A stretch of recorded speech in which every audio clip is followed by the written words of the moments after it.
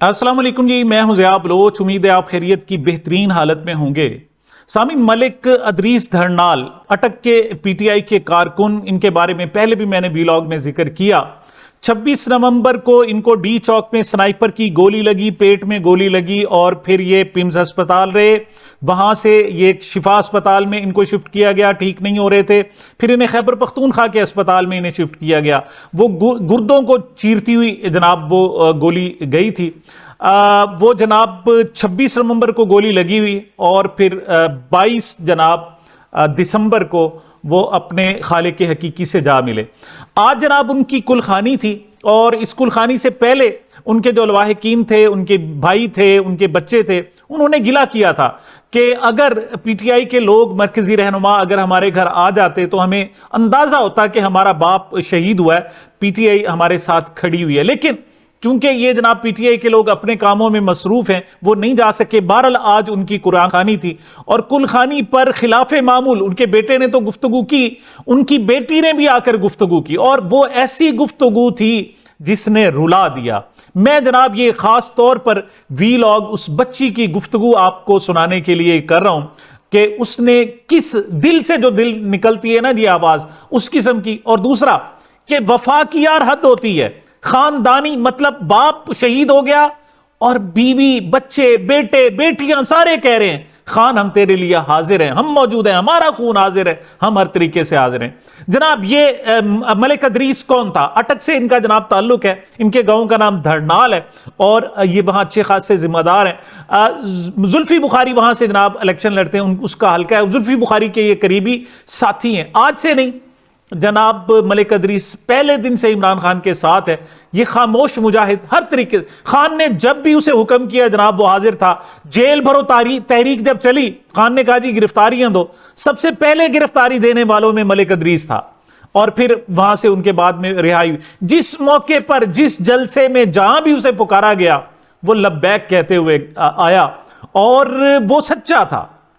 اس کی جو سب سے بڑی خوبی کہ عمران خان صاحب کو جب سے جناب وہ جیل میں گئے، اسی دن سے وہ نفلی روزے رکھ رہا تھا، اور جس دن اسے گولی لگی 26 نومبر کو، اس دن بھی وہ روزے کے ساتھ تھا، اور اس نے پانی کے ساتھ ایمبولینس میں جب اس کو شام کو لے کے جا رہے تھے ہاسپٹل، تو وہاں پر اس نے پانی کے ساتھ اپنا روزہ افطار کیا، اور اس کے بعد پھر اس کی بیوی نے کہا جی اب آپ نہ رکھیں، میں روزے رکھتا ہوں، اس نے کہا نہیں، اور ایون جناب آخری دن تک اس کا روزہ تھا، اور روزے کی حالت میں، مطلب جان، جو دیکھیں سیاست میں دکھاوا ہوتا ہوگا، پتہ نہیں کیا ہوتا ہوگا، لیکن جو اپنی جان قربان کر دے اس سے بڑا کچھ نہیں ہوتا۔ اس کا گھر جناب دھرنال میں، وہ قریبی ایک اپنی مسجد بنوا رہا تھا، بڑی خوبصورت مسجد، اور اب جناب ساتھ ہی اس کا گھر، اور اس مسجد کے احاطے میں جناب باہر اس کو سپرد خاک کیا گیا ہے، اور آج جناب وہاں پر قرآن خوانی تھی۔ سب سے پہلے تو میں ملک ادریس صاحب کی گفتگو آپ کو سنانا چاہتا ہوں۔ جب وہ زخمی تھا تو اس کے جذبات کیا تھے،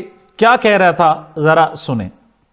میرا 478واں روزہ تھا خان صاحب کے لیے، خان صاحب کی رہائی کے لیے، اللہ تعالیٰ کی کے لیے، اور صدقے میں ان کی رہائی۔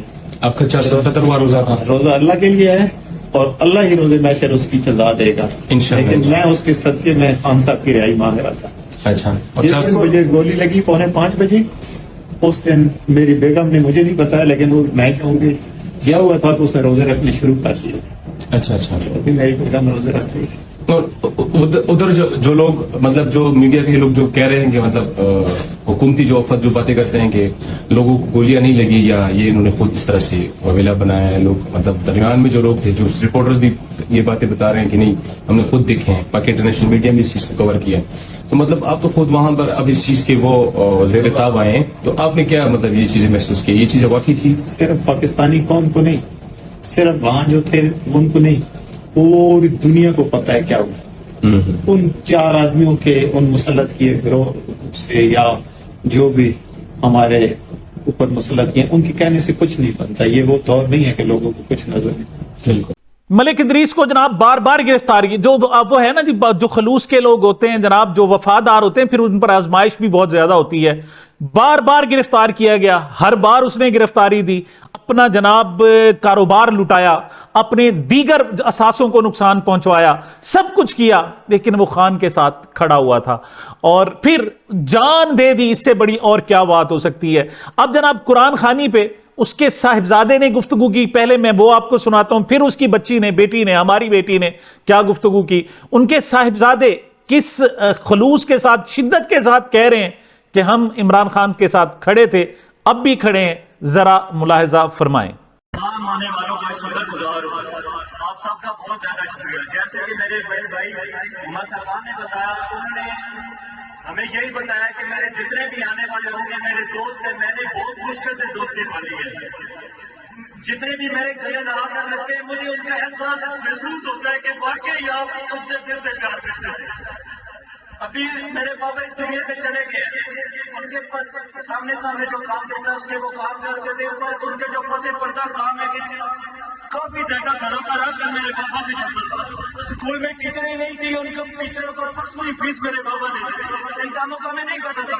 اب آگے ہمیں پتا چلا ہے کہ مجھے اب ان سے زیادہ فخر ہوگا. پہلے مجھے پسند تھا کہ میں ایک عظیم انسان کا بیٹا ہوں, اب مجھے اس سے زیادہ فخر ہو رہا ہے کہ میں ایک بہت زیادہ عظیم انسان کا بیٹا ہوں. آخر میں آپ سب کا شکر ادا کرتا ہوں. ہم عمران خان کے ساتھ کھڑے تھے, میرے بابا نے آپ کو یہ پروو کر کے دکھایا. ہم عمران خان کے ساتھ کھڑے ہیں اور کھڑے رہیں گے. ان کی موت اللہ کے ہاتھ میں ہے. میں سب آنے والے بچوں کو یہ کام کرتا ہوں. السلام علیکم. ہمارے ہم بچیوں کا اس طرح سٹیج پر آنا کوئی آسان نہیں ہوتا, اور پھر گفتگو کرنا بھی آسان نہیں ہوتا. یہ پورا خاندان عمران خان صاحب کے حوالے سے کتنا کلیئر تھا. اس نے کہا جی عزت ذلت, ساتھ جناب رزق, اور ساتھ آپ کی موت اور زندگی, یہ ان لوگوں کے ہاتھ میں نہیں ہے, اللہ کے ہاتھ میں ہے. ہمارا باپ چلا گیا, ہم بھی کسی وقت جا سکتے ہیں, لیکن خان کے ساتھ کھڑے. جب وہ بار بار کہتی ہے نا کہ مجھے فخر ہے, میں ایک شہید کی بیٹی ہوں, میں ایک شہید کی بیٹی ہوں, وہ یقین کریں اس کے جو انداز ہے اور جن شعروں پر اس نے اختتام کیا ہے, دل کو چیر دینے والے وہ انداز ہیں. میں حائل نہیں ہوتا, ذرا سنیں ملک ادریس کی صاحبزادی, جو آپ کی بیٹی ہے, میری بیٹی ہے, ہم سب کی قوم کی بیٹی ہے, وہ کیا کہہ رہی ہے. ملاحظہ فرمائیں. اپنے خاندان کی طرف سے محمد قاسم علی ملک, میرے تمام بھائی اور اسپیشلی بابا جی ذوالفقار کی طرف سے آپ کا بہت بہت شکریہ ادا کرتی ہوں. میں پوری سوشل میڈیا ٹیم اینکرز کا شکریہ ادا کرتی ہوں. انہوں نے جس بہادری سے اس ظلم کے خلاف دنیا کو شناسا کیا.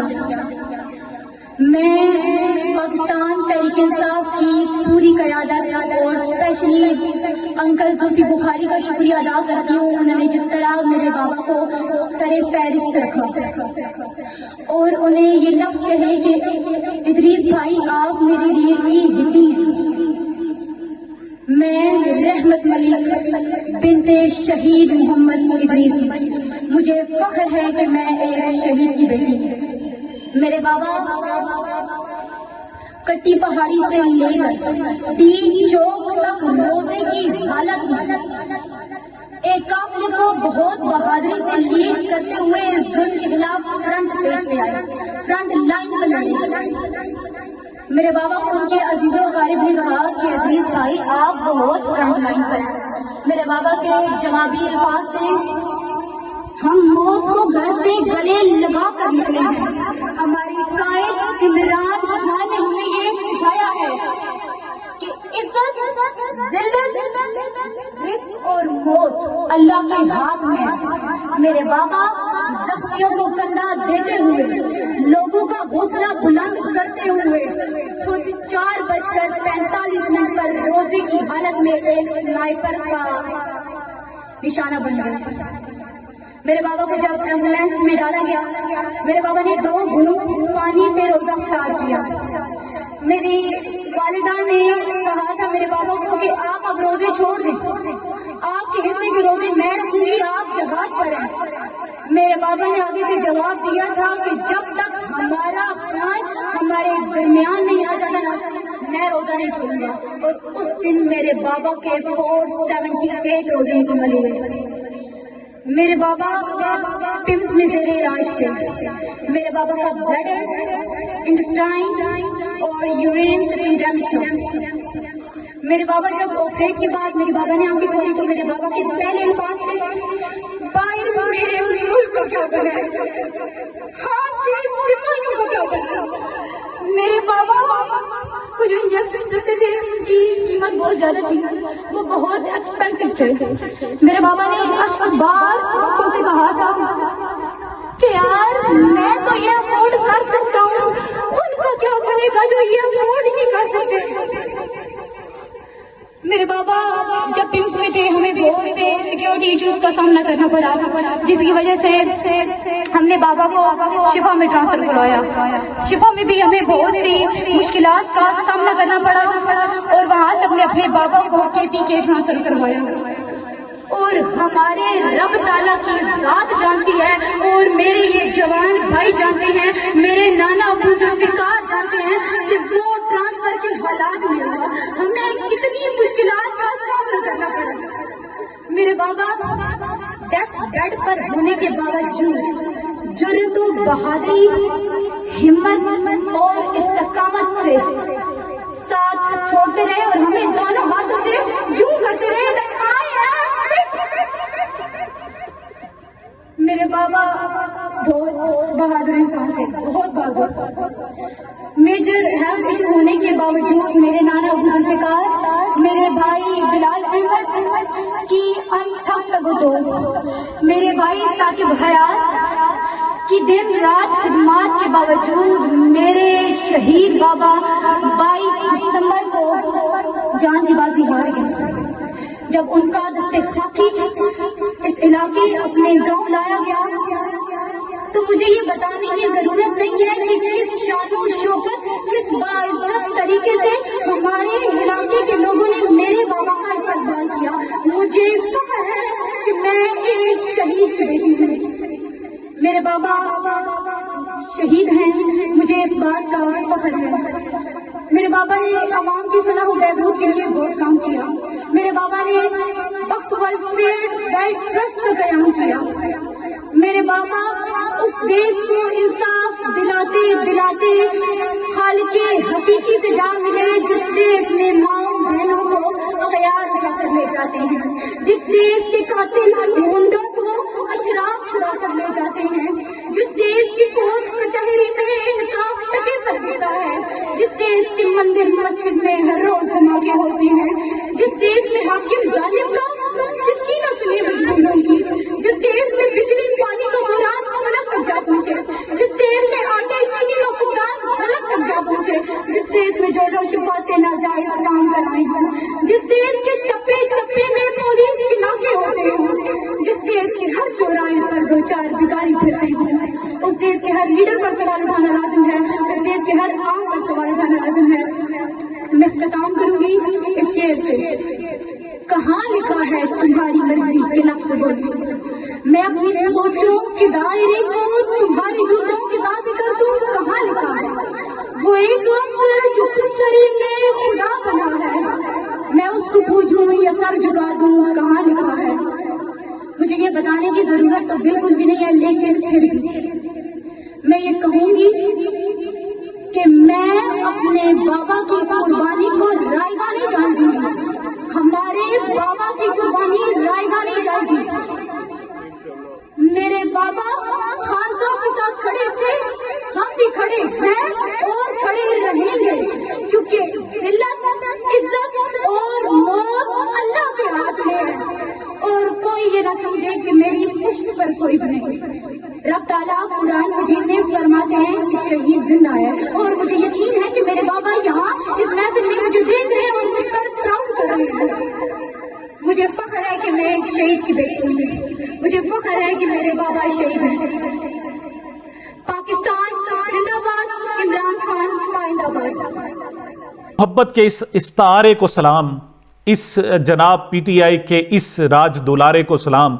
इमरान खान साहब जब सुनेगा, उसे नहीं पता वो जेल में बैठा हुआ है कि किस किस किस्म के लोग जनाब उसे प्यार करते थे, उसे जिले शाह का नहीं पता था। और जब उसकी वफात हुई तो जनाब वो कहता, मैं रात को सुनता था इमरान खान जिंदाबाद के वो नारे लगाता था। उसकी एक ख्वाहिश थी, वो हफ्तों से बैठा हुआ था जमान पार्क में जिले शाह के, उनकी जनाब इमरान खान साहब से मुलाकात हो जाए। और अब भी इमरान खान जब बहुत ज्यादा जब जिक्र आए तो उदास हो जाते हैं। वो कहते हैं देखो किस कदर प्यार करने वाला, खलूस से और मोहब्बत करने वाला इमरान खान से। और इमरान खान साहब को जब पता चलेगा अब कि मलिक इदरीस भी اس کی جناب نام پہ اپنی جان دے چکا ہے. کہتے ہیں لوگ تجھ کو مسیحا، مگر یہاں ایک شخص مر گیا ہے تجھے دیکھنے کے بعد. سامعین، یہ میری اب تک کی گفتگو تھی. مجھے اپنے اس چینل کو اپنی محبتوں اور پیار میں یاد رکھیے گا. ملتے ہیں چھوٹے سے وقفے کے بعد.